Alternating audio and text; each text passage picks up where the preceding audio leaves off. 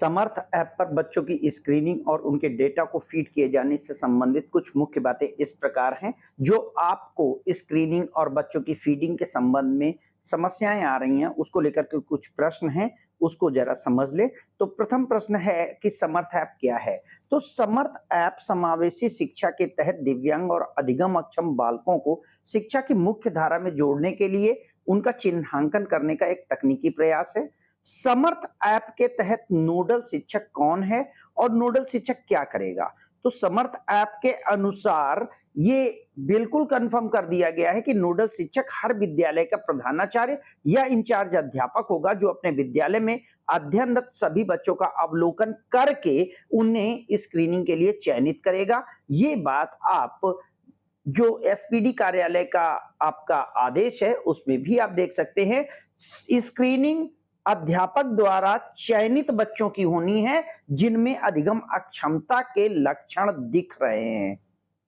समर्थ app पर registration पहले करना है या स्क्रीनिंग करनी है? इसका सही जवाब ये होगा कि समर्थ ऐप पर पहले बच्चों की स्क्रीनिंग करनी है। उसके बाद अगर बच्चे में कोई बैरियर पाया जाता है या बच्चा अधिगम अक्षम बालक दिख रहा है, तो ऐसे बालक का हम CWSN यानी विशेष आवश्यकता वाला छात्र के अंतर्गत चिन्हांकन करते हुए समर्थ ऐप पर उसका डेटा फीड करेंगे।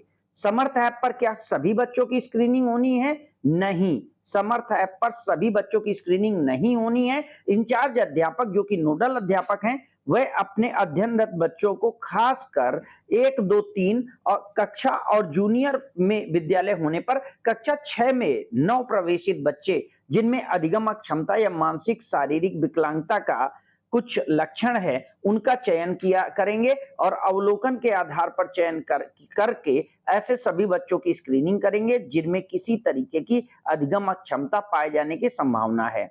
प्रश्न अगला, स्क्रीनिंग क्या है और कैसे की जाएगी?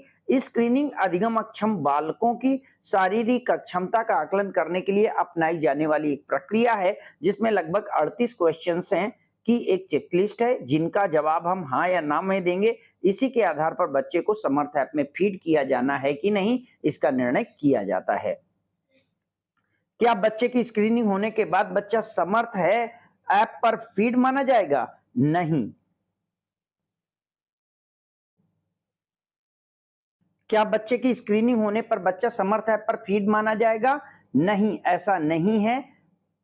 किसी भी बच्चे की स्क्रीनिंग होने मात्र से वह बच्चा समर्थ ऐप पर फीड नहीं पंजीकृत बच्चा नहीं माना जाता है। बच्चे की स्क्रीनिंग के पश्चात अगर कोई बैरियर या अक्षमता पाई जाती है, तो ऐसे बच्चे का पंजीकरण अलग से किया जाएगा, तब बच्चा समर्थ ऐप पर CWSN बच्चा दर्ज होगा। समर्थ ऐप पर विद्यालय के नोडल अध्यापक के क्या कार्य रहेंगे? समर्थ ऐप पर पंजीकृत सभी बच्चों की उपस्थिति दैनिक तौर पर नोडल अध्यापक द्वारा दी जाएगी और जब भी विशेषज्ञ शिक्षक आपके विद्यालय में आते हैं, तो आप अपने विद्यालय के सभी पंजीकृत बच्चों का निरीक्षण उनसे कराएंगे और आवश्यकता अनुसार व्यक्तिगत शिक्षा प्रोग्राम, जिसे IEP कहते हैं, उसका निर्माण कराएंगे।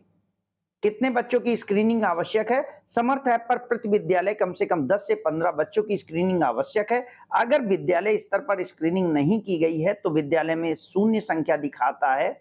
यह ऐप इस तरह समर्थ ऐप पर सभी विद्यालयों से अधिगम अक्षमता की संभावना वाले बच्चों की स्क्रीनिंग आवश्यक है। ये नोट करके रखना है आपको कि अधिगम अक्षमता वाले सारे बालकों की स्क्रीनिंग बहुत आवश्यक है। अगर बच्चा स्लो लर्नर है, नहीं सीख पा रहा है, तो उसकी स्क्रीनिंग आप जरूर करें। पर विद्यालय स्तर पर स्क्रीनिंग को कैसे सफलतापूर्वक किया जाए, तो विद्यालय में उपस्थित स्टाफ के मोबाइल पर समर्थ ऐप को विद्यालय के नोडल शिक्षक का मोबाइल नंबर और पासवर्ड के साथ लॉगिन करके अलग-अलग मोबाइल फोन से अलग-अलग कक्षाओं को चिन्हित बच्चों की स्क्रीनिंग आप व्यक्तिगत स्तर पर कर सकते हैं। इससे स्क्रीनिंग शीघ्र हो जाएगी और बच्चों का पंजीकरण संभव हो पाएगा। तो ये सारी समस्याएं थी जिन पर आप इस स्तर पर काम कर सकते हैं।